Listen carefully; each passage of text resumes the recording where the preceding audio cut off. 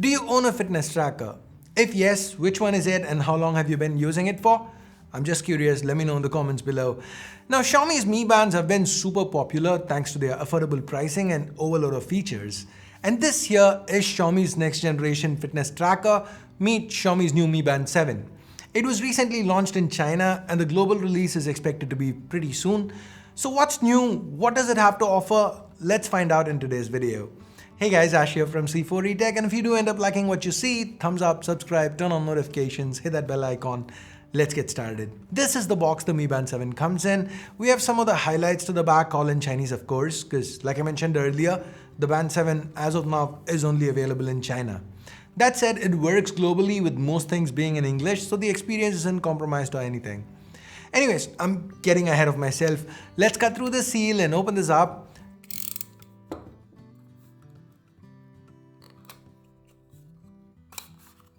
This here is the charging cradle, magnetic. Looks pretty similar to what we got with the Band 6. This here is the Mi Band 7 itself. Let's remove it from that plastic. The strap seems very similar to what we got the last time around. Let's now talk about the changes from the last time around. The Mi Band 6, it had a 1.56 inch OLED panel with a 326 pixels per inch pixel density. Now that has not changed. The pixel density, I mean. The display has grown wider, it's 1.62 inches, but Xiaomi claims 25% increase overall. It's a very slight change though. This is mostly with the width, which is why if you see the vertical resolution, it's remained pretty much the same, while the horizontal resolution has increased. The max brightness is also up 500 nits, up from 450, so it should be a little easier to see and use under direct sunlight. When you increase both the brightness and the display size, then you're also going to be increasing the battery drain. To combat this, Xiaomi's added an almost 50% higher capacity battery, 180 mAh from 155. The fact that Xiaomi's managed to do this with just a single gram increase in weight, that's pretty commendable. Beat it up, they still promise 2 weeks of typical battery life and 9 days with heavy use. There's a new setting here which when activated is gonna mess up those numbers. And that's always on. If you plan on using this, then you might end up with just 3 to 4 days on a single charge. Now when always on, it's not gonna show the same brightly colored watch face that you've set as default, but it's rather gonna be switching to something like this. Personally, I almost never use always on fitness trackers since these days the race to wake, it's gotten so accurate that when I need to check something on the band, I usually am able to. But hey, this is a feature that a lot of people wanted, so I'm glad to see Xiaomi add it. The internals have also gotten an update and the Mi Band 7 is expected to be snappier than ever. Talking about which, let's take a look at what you actually get here. This is your watch face. Press and hold here and you can cycle between the different watch faces. Cover it with your palm and the screen switches off or goes to always on. You can also add more watch faces from the app.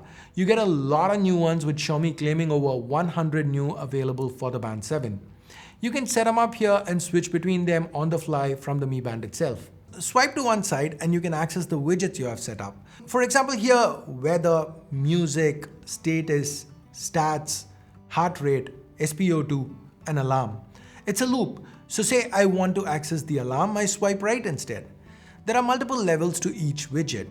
For example, with weather, I can tap on it to see more information including future predictions, and right at the bottom, I can swap to another city I have already set up.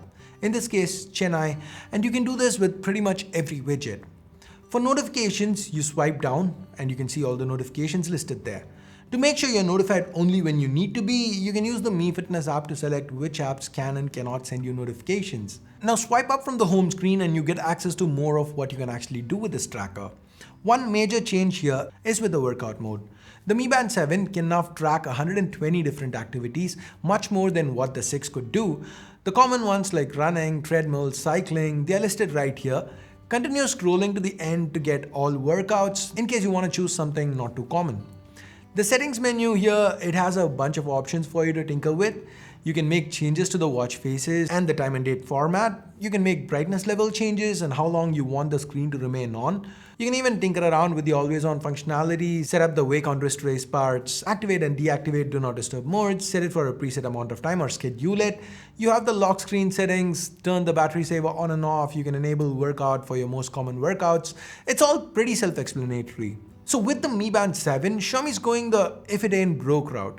They've taken what's worked so far, like the size, the pill form factor with the replaceable strap, the actual feature set, the software, etc., and added polish and upgrades wherever needed, like with the display size, the battery capacity, the always-on functionality, adding more watch faces, more workouts. Now, with an asking price of 239 yuan for the non-NFC version and 279 for the NFC version, which includes support for payments, the Band 7 seems to be a very nice iterative upgrade. Does it have any game-changing additions like maybe a built-in GPS to make it worth upgrading to from a Mi Band 6? Not really. But if you do own an older fitness band, or maybe you're looking to buy your first, the Band 7 appears to be a very solid offering. I for one can't wait to see this hit more markets. Anyways, I guess that's pretty much it for this quick little hands-on video. Thumbs up, thumbs down based on whatever you felt about it. Subscribe, turn on notifications by hitting that bell icon if you haven't yet. And thanks a lot for watching. Till next time, my name's Ash. You've been watching C4E Tech, and I'm signing off for now. You guys have a great day. Bye-bye.